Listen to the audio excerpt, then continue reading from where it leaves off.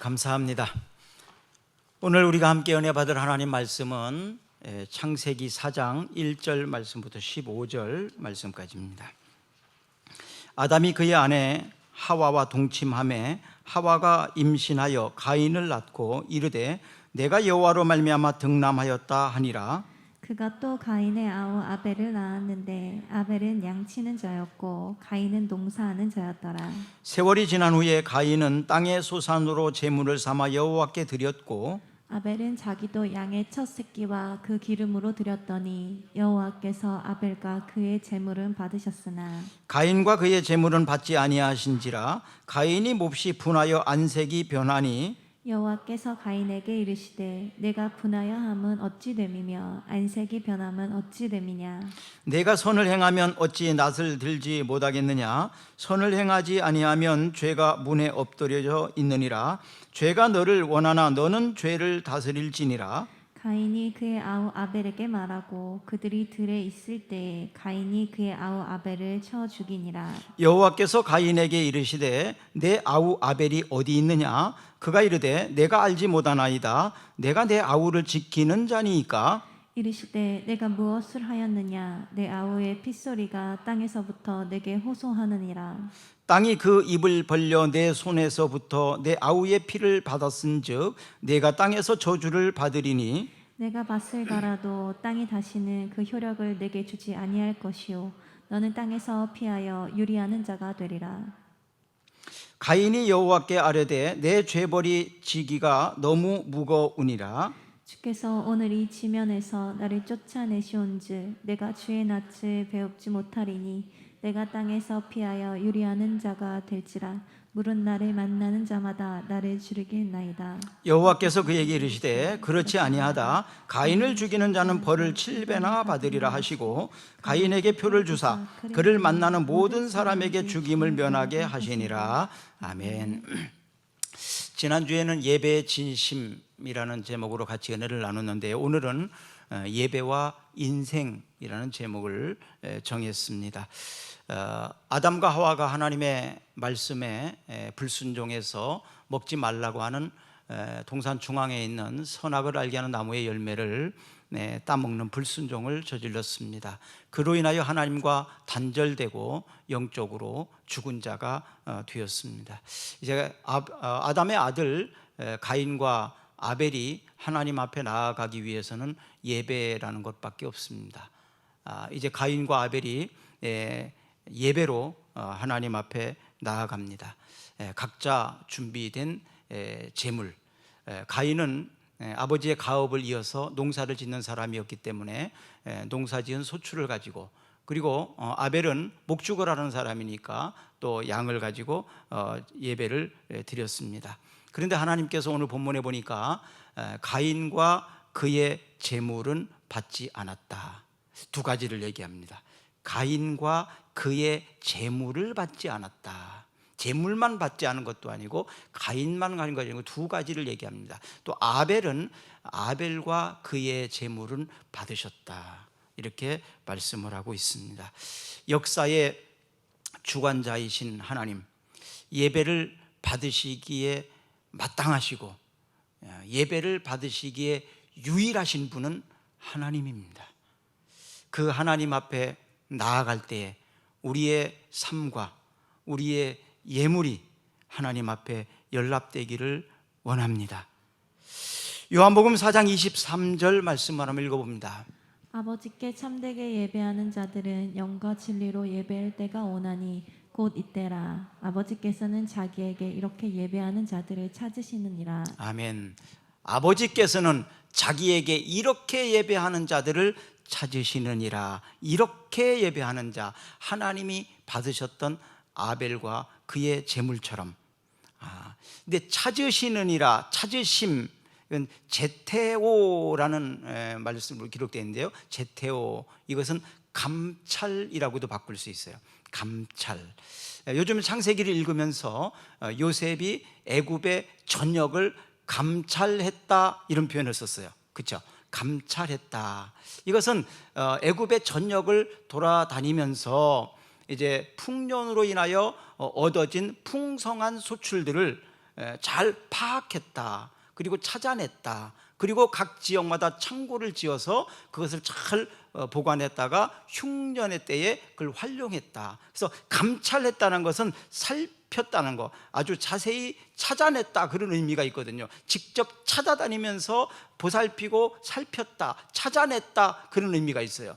그렇다면은 하나님께 예배하는 자들을 하나님은 찾으신다. 제테오, 이것은 감찰했다거든요. 그러니까 하나님이 예배하는 자들을 찾아다니신다는 거예요.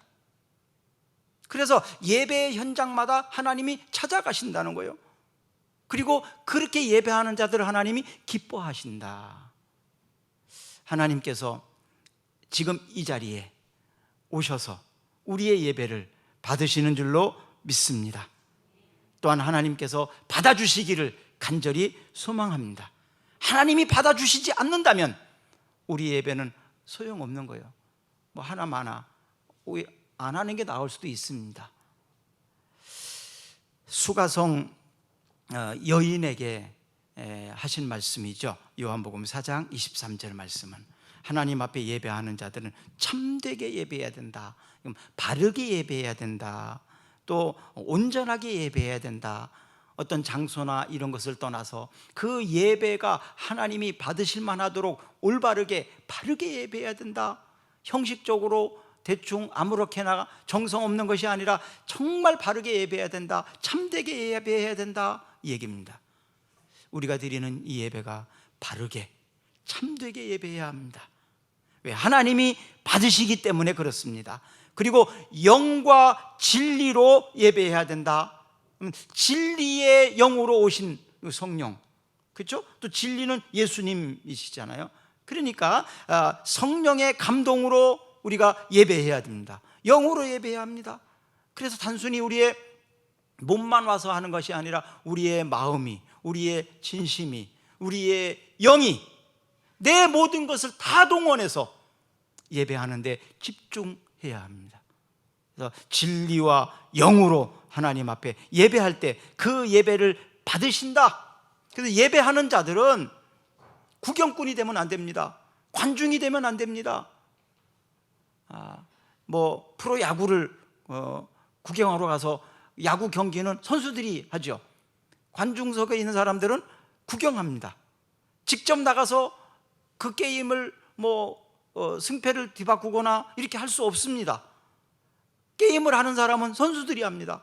관중은 구경하고 응원할 뿐이에요. 자, 우리의 예배가 만약에 여러분들이 관중이 되고 저는 선수라면, 목사님 잘하십시오, 예배 잘 드려야 됩니다, 좀 힘나게 힘을 내서 하십시오, 성공하십시오, 그러면서 박수 쳐주고 응원해주는 그런 사람이 아닙니다. 여러분도 예배자입니다. 여러분들이 관중이 아니라, 여러분들이 구경꾼이 아니라 여러분들이 예배자입니다. 선수다 이 말이에요. 내가 예배자입니다. 자, 한번 해봅시다. 우리는 예배자입니다. 내가 예배자입니다. 네. 앞에 나와서 대표를 기도하는 사람은 그분이 그냥 대표를 기도할 뿐이고 모든 사람들이 같이 기도하는 거예요. 앞에 와서 찬양 인도하는 사람은 그 사람이 찬양하고 우리는 구경하는 게 아니라 그 사람이 찬양을 인도하는 거고 우리는 다 같이 찬양을 하는 것입니다. 그래서 우리의 찬양이, 우리의 기도가 우리가 다 같이 하나님 앞에 연락되도록, 그래서 우리가 예배자다, 내가 예배자라 이 말입니다. 구경꾼이 되지 마시고 예배자가 되시기를 바랍니다. 가인의 이름의 뜻을 보니까 내가 여호와로 등남하였다. 그래서 너무 행복하고 기쁘다, 하나님의 은혜로 말미암아 아들을 낳아서 기쁘다, 이런 의미거든요. 하나님의 은혜로 아들을 낳았다, 기쁘다, 이런 뜻이 있어요, 가인은. 그런데 아벨이라는 이름은 헛되다라는 뜻이 있어요. 그래서 왜 가인이 아들을 낳을 때 아담이 아들을 낳았을 때 가인은 하나님의 은혜로 기쁘다라고 했는데 왜 아벨을 낳았을 때는 헛되다라고 했을까? 그건 아담한테 물어봐야 되겠는데요. 물어보지 못했습니다.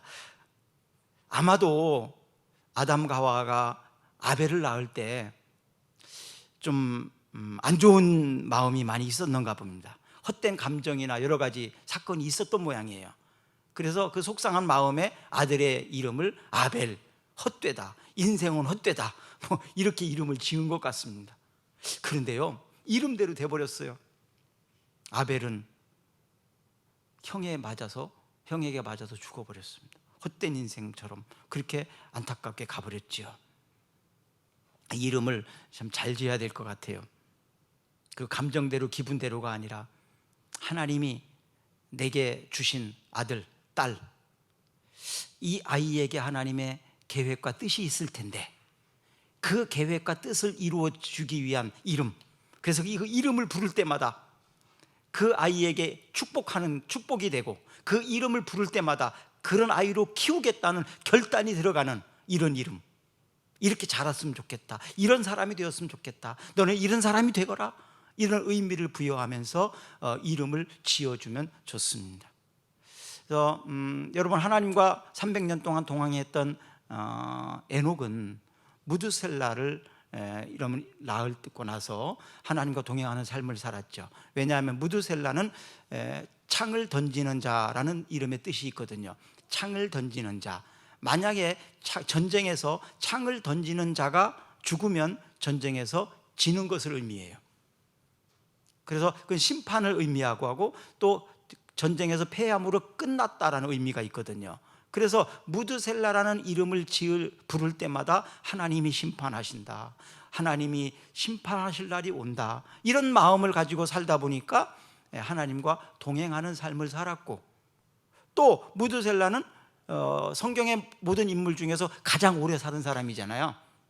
하나님은 심판은 가장 최대한 늦추신다, 최대한 기회를 더 주시고 회개하고 돌아오도록 심판은 최대한 늦추신다, 뭐 그런 의미가 좀 담겨 있는 것 같기도 합니다. 어쨌든 이름을 지을 때 그래서 잘 지어야 되고요, 이름을 부르면서 너는 이런 사람이 되었으면 좋겠다, 이런 사람이 되거라 라고 축복해 주면서 이름을 불러주는 거예요. 그래서 이름을 불러주는 건 참 좋은 일입니다. 이름을 불러주는 거는. 오늘 본문 7절을 한번 읽어보겠습니다. 내가 선을 행하며 어찌 낯을 들지 못하겠느냐. 선을 행하지 아니하면 죄가 문에 엎드려 있느니라. 죄가 너를 원하나 너는 죄를 다스릴지니라. 아멘. 자, 내가 선을 행하면 어찌 낯을 들지 못하겠느냐. 그러면서 하나님께서 가인에게 너는 죄를 다스릴지니라. 죄가 너를 원하지만 너는 죄를 다스려라. 자, 죄가 너를 원한다. 이게 무슨 의미일까요? 바로 모든 죄의 뒤에는 그 배후에는 마귀 사단이가 있습니다. 그래서 마귀 사단이가 죄를 범하도록 배후에서 조종하는 거예요. 죄를 짓게 만드는 거예요.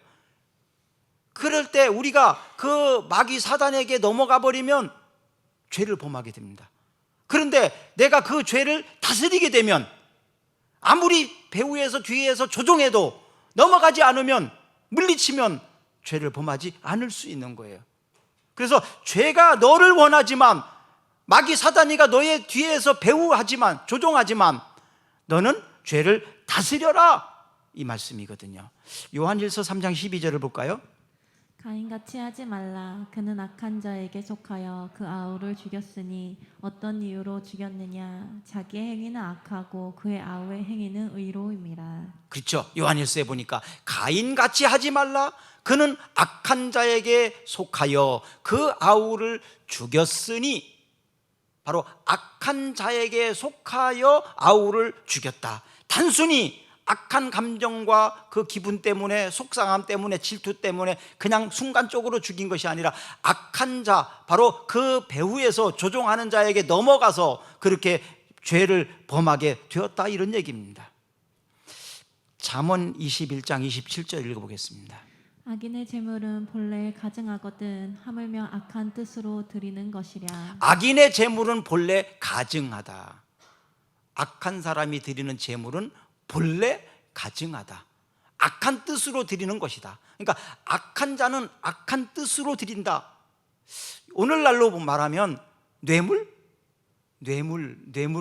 바로 그런 거죠. 뇌물은 악한 뜻으로 아예 그런 목적을 가지고 주는 거잖아요. 그래서 뇌물을 주지도 말아야 되고 뇌물은 받지도 말아야 된다고 성경은 그러죠. 뇌물은 주지도 말고 뇌물은 받지도 마라. 왜? 악한 자가 주는 것이고 뇌물은 그 재물 자체가 악하다. 왜? 악한 뜻이 있기 때문이다. 그런 얘기입니다. 그래서 악인이 드리는 재물은 가증하다. 악한 뜻이 거기에 있다. 그래서 하나님 앞에도 뇌물처럼 헌금하는 사람이 있더라고요. 그거는 바른 태도가 아닙니다. 감사함으로, 즐거움으로 이렇게 드리는 거지, 인색함으로, 억지로, 뇌물처럼. 하나님이 뇌물 안 받으십니다. 하나님 뇌물 안 좋아하십니다. 뇌물처럼 하지 마시고 즐거움으로, 감사함으로, 즐겁게, 억지로나 인색하로나 할 필요 없습니다. 눈치 볼 필요도 없습니다. 우리 교회는 그런 거에 대해서는 좀 자유롭습니다. 눈치 보지 마세요. 누가 뭐 신경 쓰지 마세요. 내가 감사하고 즐겁게 헌신하세요. 네. 가인의 재물과 가인은 하나님이 받지 않으셨다. 왜냐하면 그 사람과 그 재물 자체가 가증하고 악하게 보았기 때문에 그렇습니다. 다시 말하면 거룩하고 선한 삶이 동반되지 않는 예배는 하나님 앞에 연락되지 않는다는 거예요. 선하고 거룩한 삶이 동반된 예배, 그리고 드리는 헌금이 하나님께서 기뻐 받으시는 것입니다. 아담과 하와가 금지된 열매를 먹음으로 인해서 하나님 앞에 이런 책망을 받고 노함을 받았잖아요. 근데 그것이 좀 이제 커져서 그의 아들은 친족을 살해하는 범죄를 저질렀어요. 그래서 가인은 최초의 살인자가 됐습니다. 최초의 살인자, 기억에 남는 일이잖아요. 최초의 살인자. 죄는 자라납니다. 죄는 자꾸 커지고 그리고 과감해지게 됩니다. 그래서 바늘도둑이 뭐 되죠? 바늘도둑이 소도둑 된다. 작은 죄일 때 물리치지 못하고 뿌리치지 못하면 그것이 과감해지고 더 커져서 결국 사망에 이르게 됩니다. 욕심이 잉태한 즉 죄를 낳고. 자, 야고보서 1장 15절 읽습니다. 욕심이 잉태한 즉 죄를 낳고 죄가 장성한 즉 사망을 낳느니라. 다시 한번, 욕심이 잉태한 즉 죄를 낳고 죄가 장성한 즉 사망을 낳느니라. 오늘날 다른 사람들을 잘 배려하지 못하고 생명을 경시 여기는 풍조가 너무 만연되어 있습니다. 오늘 아침에 우리는 정말 슬픈 뉴스를 들었지 않습니까? 이태원 헨리원 어제 저녁에 축제한 것으로 인해서 지금 현재까지 149명으로 제가 알고 있었는데 149명이 사망하고 76명이 다친 사람이나 중환자가 더 많다고 합니다. 더 많은 사람이 이제 사망자가 일어나게 될 텐데, 이런 것들이 왜 이렇게 될까요? 잠깐 이렇게 화면 스쳐가는 걸 보면 막 사람들이 꽉 부딪혀가지고 막 밀려 다녔어요. 몸이 몸으로 막 부딪혀갖고 밀려서 다녔더라고요. 밀려서 그 좁은 골목에 10만 명 가까이 모였다고 하는 얘기가 들리는데요. 옆에 있는 사람을 좀 배려한다면 그런 일이 있을 수 있을까요? 더군다나 지금 시대가 어떤 시대입니까? 코로나19로부터 자유롭지도 않은 시대예요.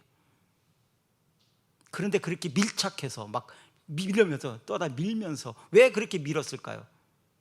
다 자기 욕심들 아니에요? 막 밀고 가려고, 더 빨리 더 많이 가려고, 앞으로 가려고 하는, 앞에 사람이 어떻게 되든지 말든지 그냥 밀어버리는 거죠. 그것이 뒤에서 계속 밀어지니까 압사 사고가 일어난 거 아닙니까? 결국 이건 남을 배려하지 못하고 또 앞사람의 어떤 생명이나 이런 것을 경시 여기는 이런 태도들이 다 복합적으로 일어나는 문제 아니겠습니까? 안타까운 일이죠. 이런 일들이 결과적으로는 다 남을 배려하지 않는 일부터 시작된 겁니다. 자기 욕심에 이끌려서 사는 삶의 결과입니다.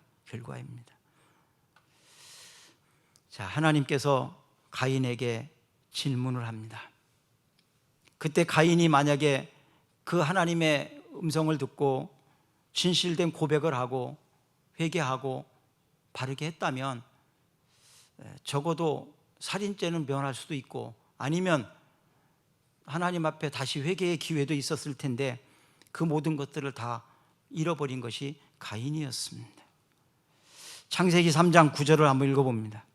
여호와 하나님이 아담을 부르시며 그에게 이르시되 내가 어디 있느냐. 이것은 하나님이 아담에게 말씀하신 거예요. 여호와 하나님이 아담을 부르시며 그에게 이르시되 내가 어디 있느냐. 하나님이 찾아오셔서 아담에게 너 내가 어디 있느냐. 근데 4장 9절에 보니까 이제는 가인에게 하나님이 또 말씀하신 거예요. 9절 읽어볼까요?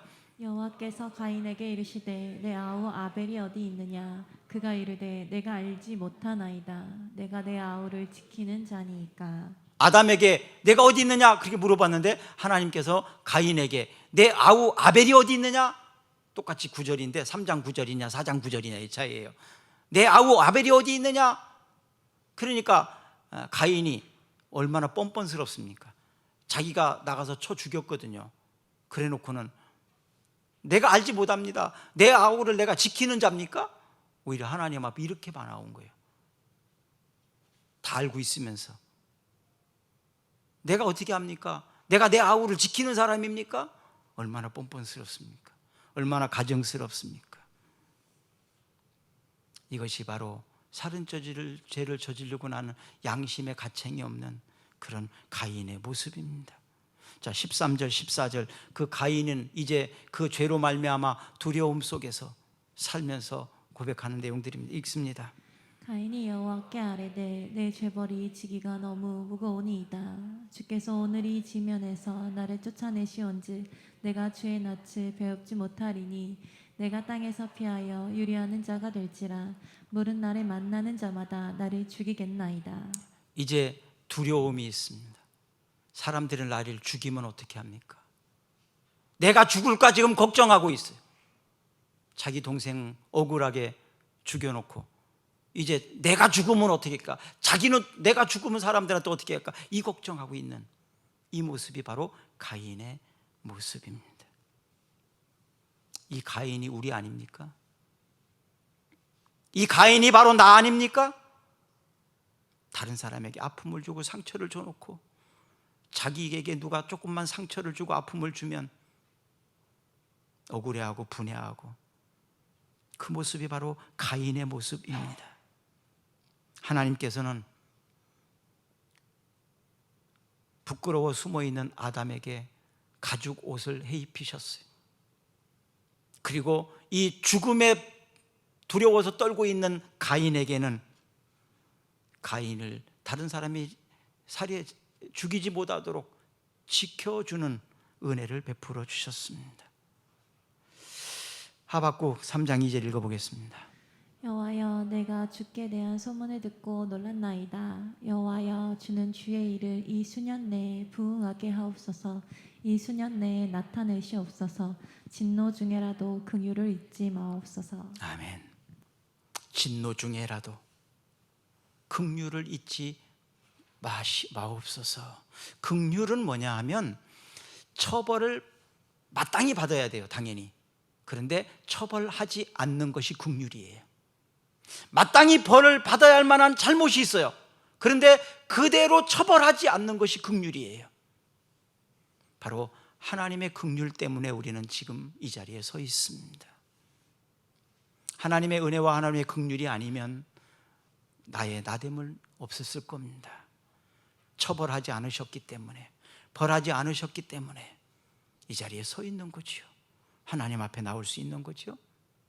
그런데 우리는 마땅히 처벌받아야 되니까 너는 벌을 받으라라고 사람들에게 말합니다.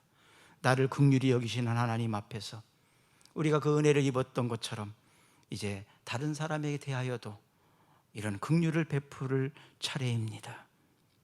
신앙과 믿음이 없는 재물은 신을 조정하고 자신의 필요를 얻으려는 수단입니다. 신앙과 믿음이 없는 재물, 그래서 하나님이 받으실 수 없는 거예요. 투자라는 생각을 가지고 하는 사람들도 있어요. 투자.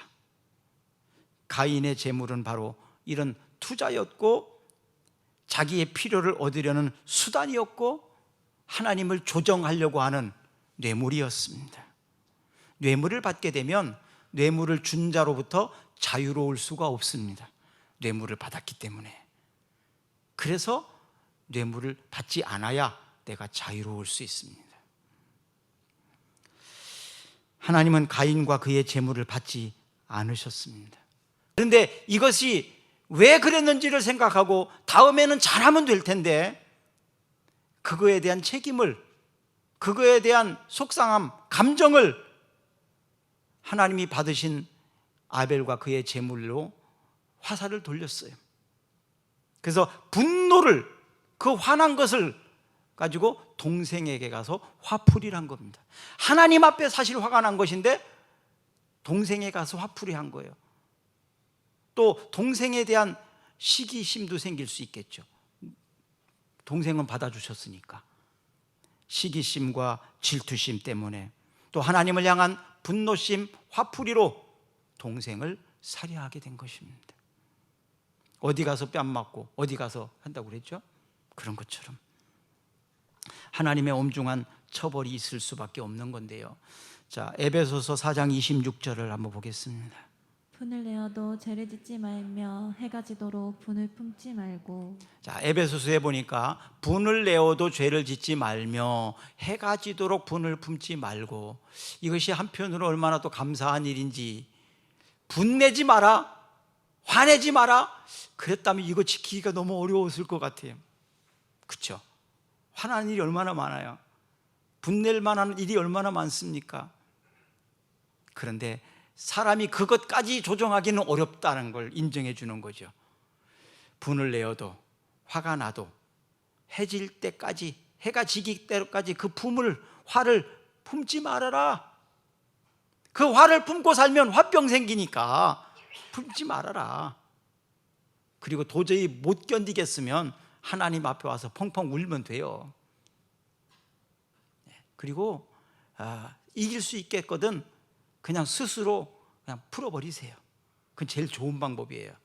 하나님 앞에도 말씀드리지 말고 기도하지 말고 내가 해결할 수 있으면 하나님 괜찮아요, 저희 견딜 수 있어요, 이렇게 스스로가 다 해결하면 좋고요. 그게 안 되면 하나님 앞에 와서 울면서 하나님 앞에 저 좀 이해해달라고, 저 너무 속상하다고 화난다고 기도하세요. 그리고 편안한 마음 달라고. 그럼 하나님께서 풀어주실 줄로 믿습니다. 그렇게 하나님 풀어주십니다. 저도 그렇게 해봤거든요. 그런데 처음에는 그렇게 하다 지금은 안 합니다. 그런 기도 이제. 하나님 괜찮아요, 하나님 속상할 필요 없어요, 저 견딜 수 있어요, 제가 풀어낼 수 있습니다, 하나님 저는 괜찮으니까요, 하나님. 그렇게 그런 여유가 생기더라고요. 요한일서 3장 15절 한번 읽어볼까요? 아까 12절 읽었었잖아요. 15절 읽어볼까요? 그 형제를 미워하는 자마다 살인하는 자니 살인하는 자마다 영생이 그 속에 거하지 아니하는 것을 너희가 아는 바라. 형제를 미워하는 자마다 살인하는 자니 살인하는 자마다 영생이 그 속에 거하지 아니하는 것을 너희가 아는 바라. 미워하는 것은 살인하는 자라고 그랬어요. 미워한다는 게 얼마나 무서운 겁니까? 사람을 미워하지 말라는 거예요. 사람을 미워하면 그게 살인하는 거랑 같대요. 살인하는 것 같대요. 미워하는 마음 가지고 살지 마세요. 스스로에게도 그건 덕이 되지 않습니다. 득이 되지 않습니다.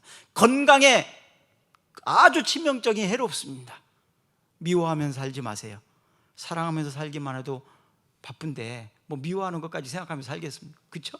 사랑하면서 사시기 바랍니다. 로마서 3장 23절 보십시오. 로마서 3장 23절. 모든 사람이 죄를 범하였음에 하나님의 영광에 이르지 못하더니 6장 23절 죄의 삭은 사망이요 하나님의 은사는 그리스도 예수 우리 주 안에 있는 영생이니라. 아멘. 자, 혈기와 고집대로 감정대로 사는 사람이 가인입니다. 누가 가인이냐?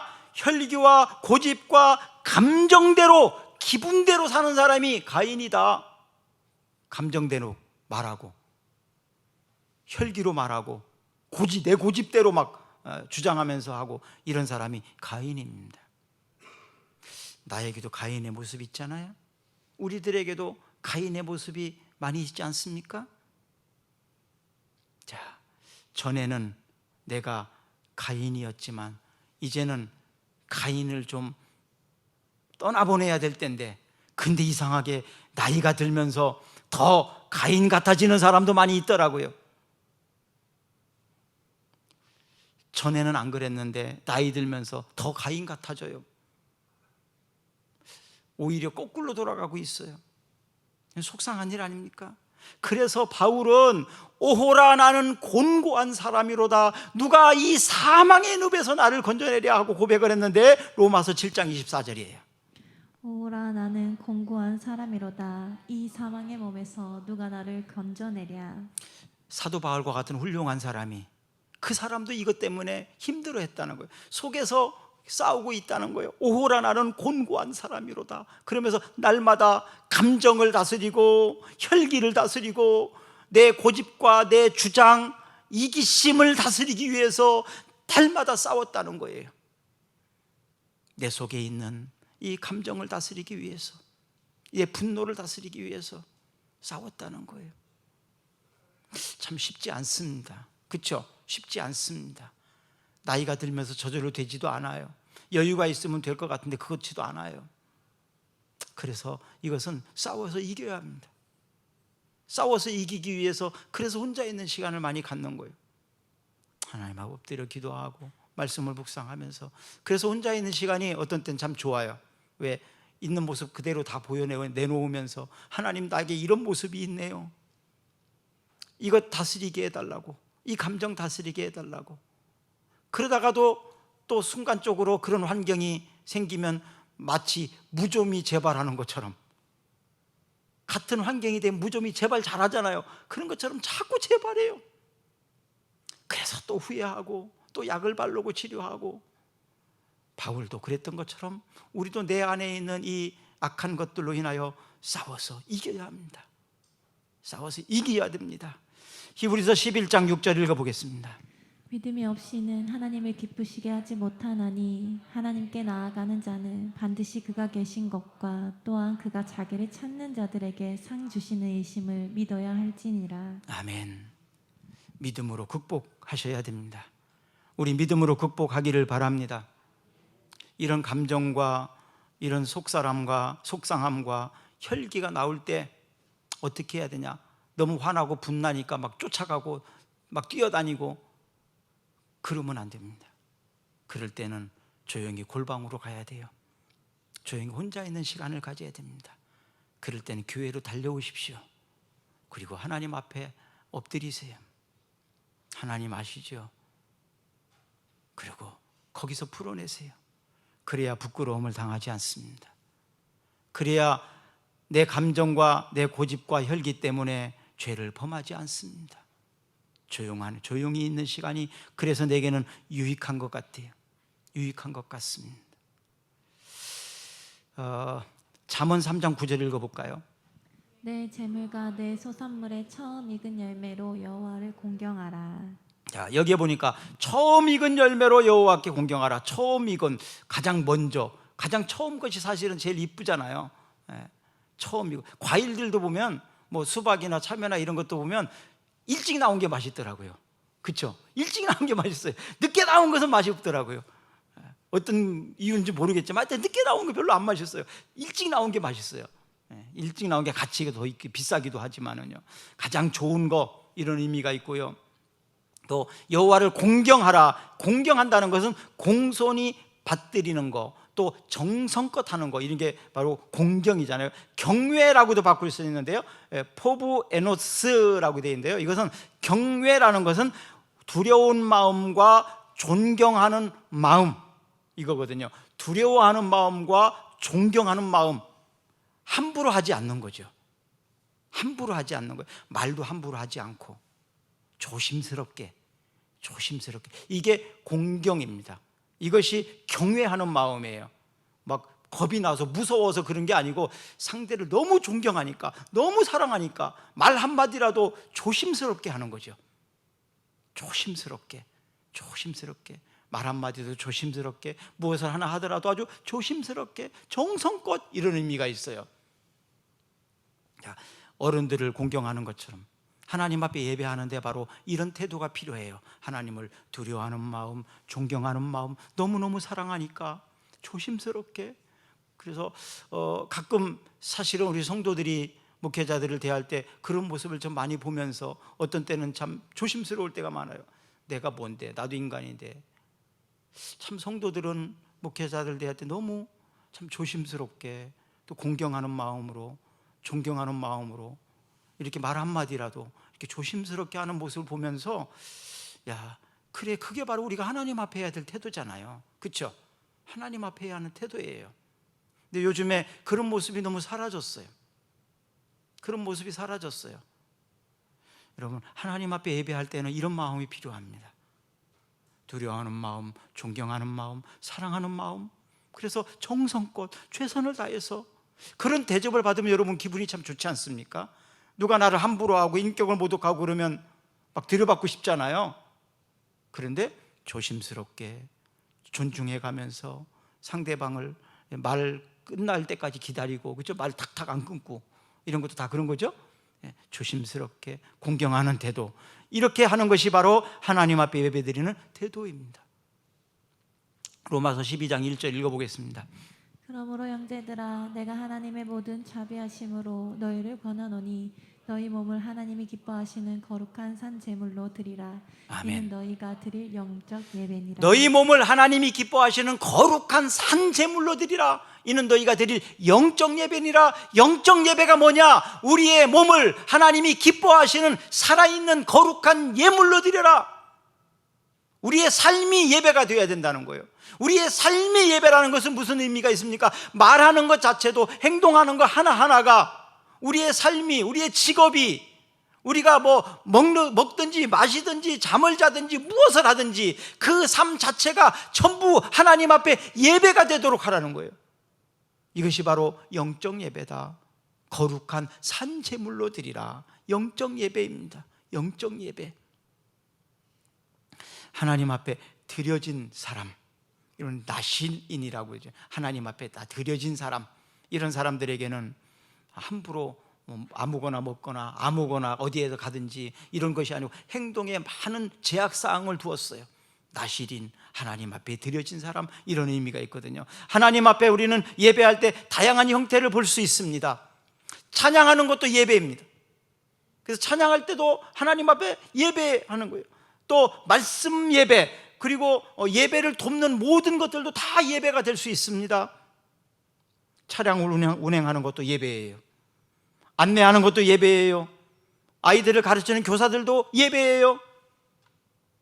또 방송실에서 또 악기로 뭐 하는 모든 것들이 다 예배입니다. 그렇게 따지면 다 예배입니다. 그래서 하나님 앞에 내가 예배하는 모습이기 때문에 소홀히 할 수 없는 거예요. 대충 할 수 없는 거예요. 차량을 운행해서 학생들을 데려올 때에도 이건 예배예요. 예배예요. 예배드리면 얼마나 좋은 예배예요. 찬양 인도하고 악기를 연주하고 안내하고 뭐 이런 것 전부 예배의 행위예요. 하나님을 향한 믿음과 사랑의 마음이 담아내야 합니다. 그곳에서 하나님을 향한 믿음과 사랑의 마음을 내가 하는 행동을 통해서, 말을 통해서 담아내자는 거예요. 담아내자. 그런 자세로 우리가 하나님 앞에 예배해야 합니다. 저는 우리 교회가 이런 예배를 하는 사람, 이런 예배를 위해서 가르치고 배우고 실천하기 위해서 꿈사랑교회를 세우셨다고 저는 믿습니다. 많은 교회들이 있지만 다른 사람은 우리가 책임질 수는 없잖아요. 우리는 그렇게 해보자는, 우리 그렇게 해보자. 하나님이 받으시는 신령과 진정으로 드려지는 예배, 하나님이 받으시는 예배자가 되십시다. 사무엘상 15장 22절에 보면 사무엘이 고백하는 내용이 있습니다. 사무엘이 이르되 여호와께서 번제와 다른 제사를 그의 목소리를 청종하는 것을 좋아하심 같이 좋아하시겠나이까. 순종이 제사보다 낫고 듣는 것이 순양의 기름보다 나으니. 아멘. 사무엘이 엘리 제사장과 함께 성전에 있었잖아요. 그럴 때 수많은 사람들이 예배하러 오거든요. 제물을 드리거든요. 그런 모습을 쭉 지켜보면서 사무엘이 내린 결론은 그 예물보다, 그 순양의 기름보다도 하나님 말씀 앞에 순종하는 것부터 배워라. 그게 더 좋은 제사다. 이런 결론을 내리게 됩니다. 많은 제물을 가져오는 것보다, 순양의 기름보다 하나님 말씀에 두려워하고 하나님 말씀대로 살려고 하고 하나님 말씀대로 순종하려고 하는 것부터 배워라. 순종을 하지 않는 사람이 순종을 요구한다면 그건 자격이 없는 겁니다. 순종하지 않는 사람이 어떻게 순종을 가르칩니까? 내가 먼저 순종해야 순종을 가르칠 자격이 있잖아요. 자, 그래서 우리도 더 높은 권세자들에게 순종하는 것부터 배워야 합니다. 순종하는 것부터 배우고 순종을 가르칠 때 그 순종을 듣고 실천하게 되는 거죠. 가인은 자기 중심적인 생각으로 하나님의 경고를 무시했습니다. 그래서 형제를 살해하고 최초의 살인자가 되어버린 거예요. 하나님의 부르심의 기회를 듣지 않았고 불의한 자들의 조상이 되었습니다. 그래서 가인은 라멕을 낳았죠. 라멕은 가인의 5대 손입니다.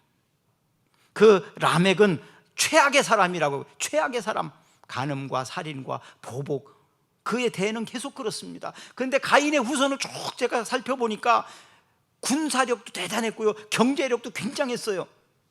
근데 그게 축복은 아니었어요. 그래서 에녹성도 만들고요, 나중에 바벨탑도 만들고요, 이게 다 가인의 후손들이 한 일이에요.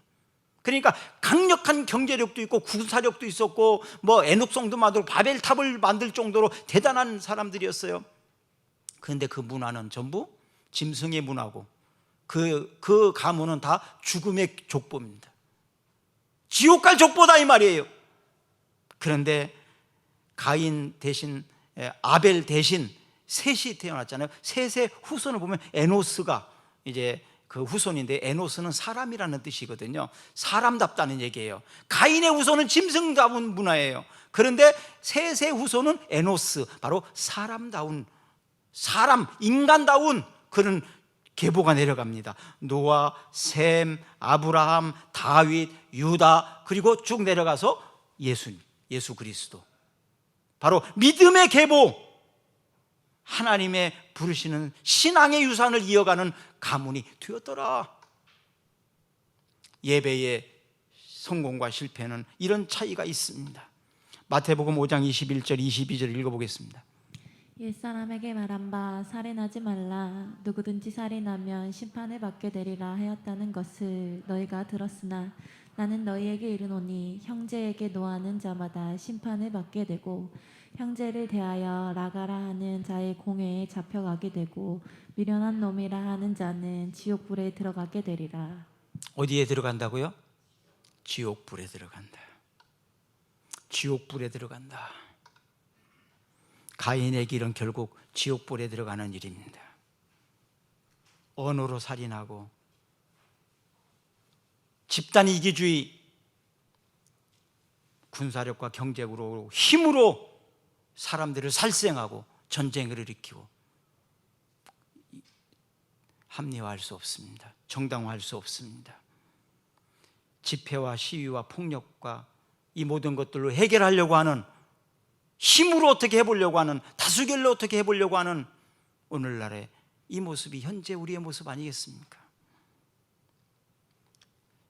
하나님이 해결해달라고 하나님께 의탁하고 나아가는 겁니다.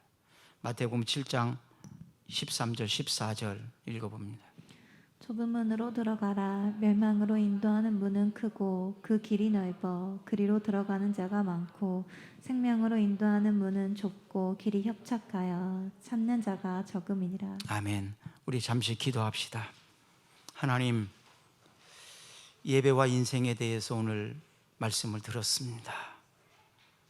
나의 모습에는 가인의 모습이 없는지요? 하나님, 바로 내가 가인 같은 사람이었습니다. 하나님, 가인에게 찾아오셔서 가인을 부르셨던 것처럼 우리를 불러주셔서 감사합니다. 우리에게 다시 한번 기회를 주셔서 감사합니다. 가인은 그 기회를 잃어버렸지만 우리는 하나님 앞에 엎드려서 다시 회개합니다.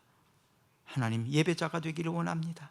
그리고 예배의 가치를 소중히 여기고 목숨을 걸 만한 아주 중요한 가치라는 사실을 알게 하셨사오니 예배를 성공하게 하시고 예배를 통하여 하나님의 뜻과 계획을 실현해 나가는 우리가 되게 하옵소서. 예수님 이름으로 기도드리옵나이다. 아멘.